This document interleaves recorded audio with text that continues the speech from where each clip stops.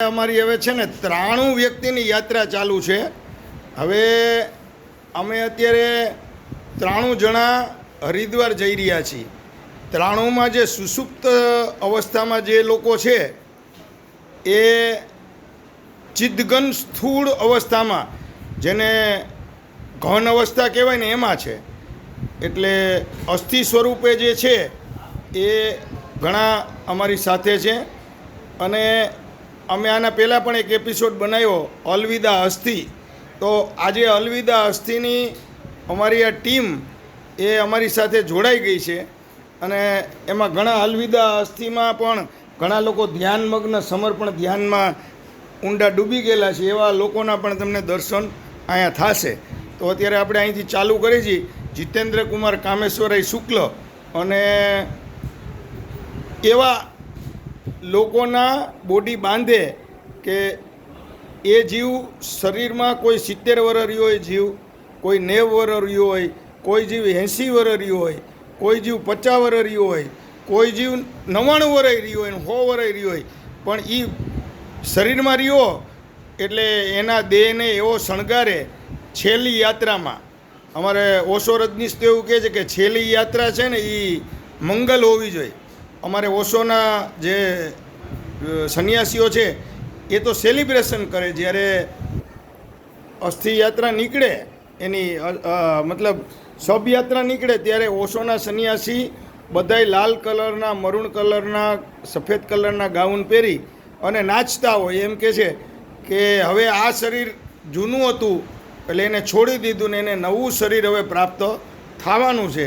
આવી યાત્રા ઓશોના સંન્યાસીઓના મૃત્યુ સમયની હોય.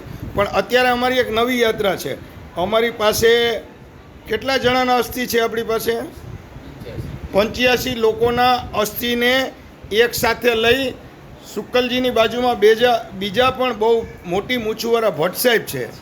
અને એ ભટ્ટ સાહેબ પણ અમારું રક્ષણ કરવા આવ્યા હોય એવું અમને અનુભવ થાય છે. કારણ કે અમારે એસઆરપી ભેગી ન રાખવી પડે. અને એની ભેગા બીજા દરબાર છે, જાડેજા ને ઝાલા ને, એ તો દેશનું રક્ષણ કરતા હોય. એમાં અમારા એકના નાતના ગોર છે, સમજાય, એ આ જોશી અદા છે. એટલે એ સ્વસ્તી બોલે ને તોય એને આપણું કામ અડધું પતી જાય. અમારે નાત ગોર છે એટલે અમારે તો પાછું એને મહાદેવ કરીને પગે લાગવું જ પડે. એ ગમે એવા ગાયરું દે તોય લાગી, પણ સ્વસ્તી છેલ્લે બોલી જાય.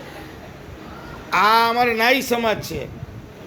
મહિનો થાય ને જો તમે વાણંદ ત્યાં ન જાઓ ને તો ઘરમાં કોઈ ગરવા ન દે. સમજ્યા? સિસાંગિયા સાહેબ, એના ભાઈ ડૉક્ટર છે. ને આ બધા અમારી યાત્રાના સૌભાગ્યશાળી અને અમારા સમર્પણ ધ્યાન કેન્દ્રમાં જે બાબા સ્વામીની જેમ બેઠા છે એ મુકેશભાઈ મુંજાણી છે. એણે હજારો લોકોને નોકરીએ લગાડ્યા.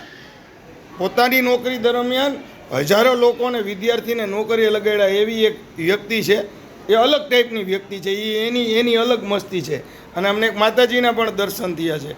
એ ગુર્જર સૂતા છે, મોરારી બાપુની કથામાં જાય છે. ને કેટલામી કથા એ તો રામને ખબર, પણ નંદ પ્રયાગ જઈ રહ્યા છે. તો આવો એક અમારો સમૂહ. અને અમારા વિડીયોને તમે વધુમાં વધુ લોકો સુધી શેર કરજો. અને તમને આ જાણીને એટલા માટે આનંદ થશે કે યાત્રાઓ તો ઘણી જોઈ હોય, પણ અમારી 93 જણાની યાત્રામાં 85 લોકો તો અમારી એક કોથળીમાં છે. નાનો એક ડબ્બો છે ને એમાં છે 85 લોકો.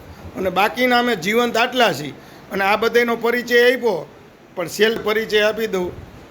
જય જય શ્રી રામ. અતુલભાઈ અઢિયા.